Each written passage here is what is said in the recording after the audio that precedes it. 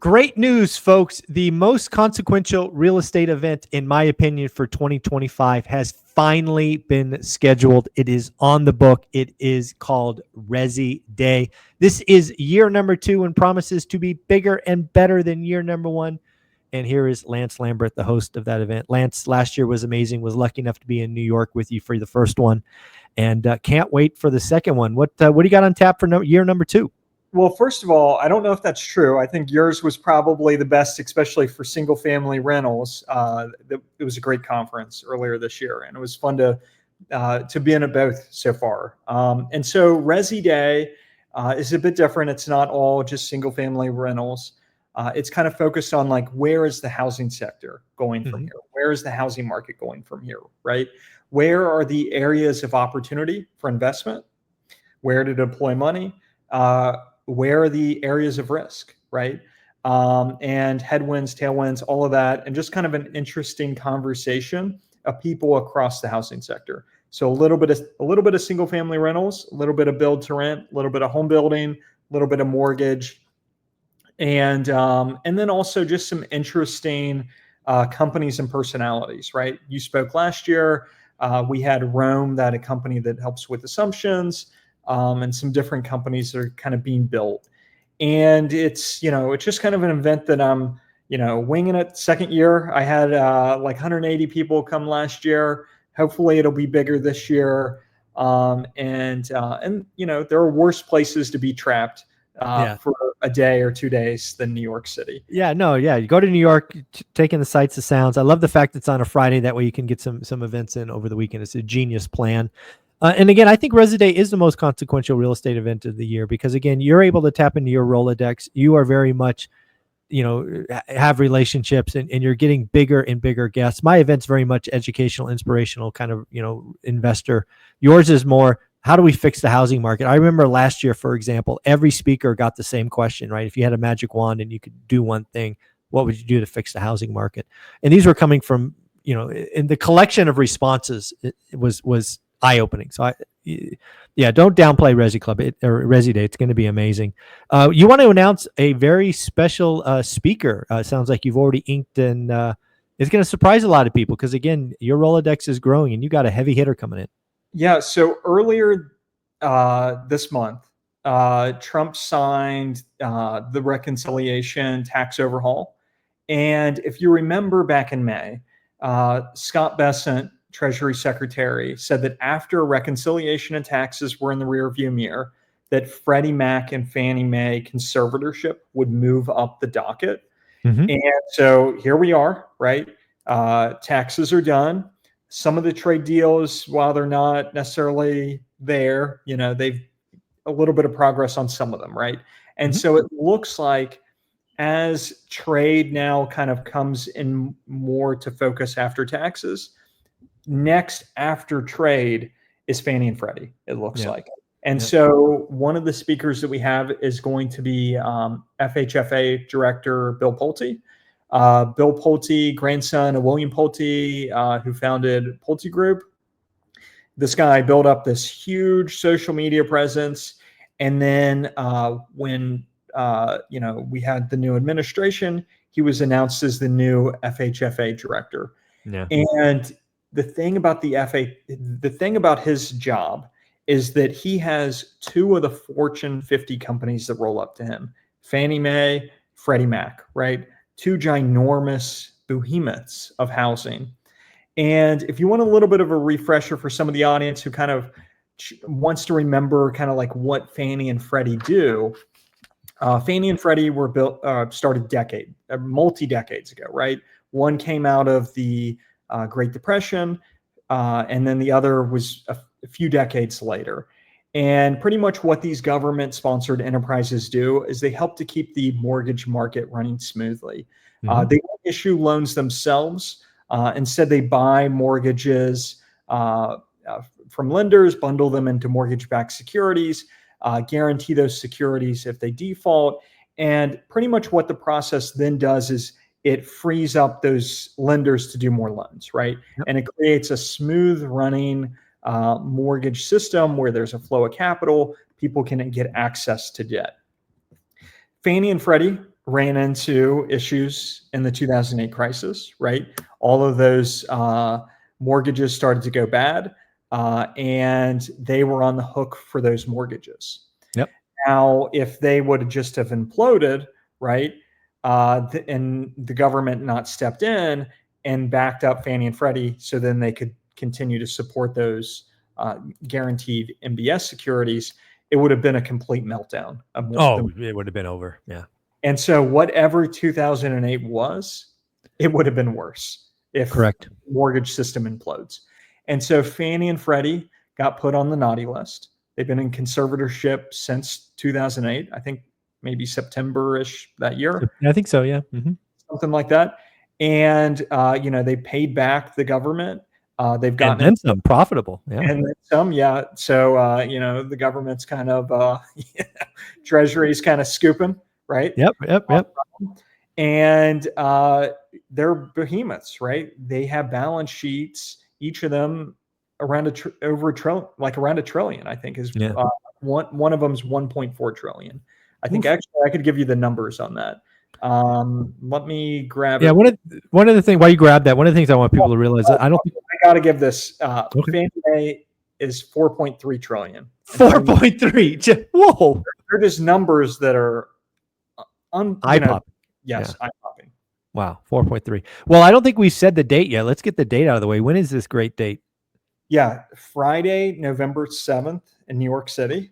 I do it on a Friday for a few number of reasons. One, it's a little bit of a cheaper venue. It's a little bit of a cheaper venue to do it at the end of election week, which I don't think some events like to do election weeks, but I actually like doing it because of the news cycle. And New York City will have a new mayor just a couple of days before. Oh, that'd be fun. About New York City real estate, kind of getting going. So it'll be Friday, November 7th. And then the other reason I do it is some people would like to come in, spend the weekend in New York City. Yeah, my whole family, and I spend Saturday and Sunday in the city. Yeah, genius. So again, November 7th, Resi Day. You got to get there if you have any interest, education.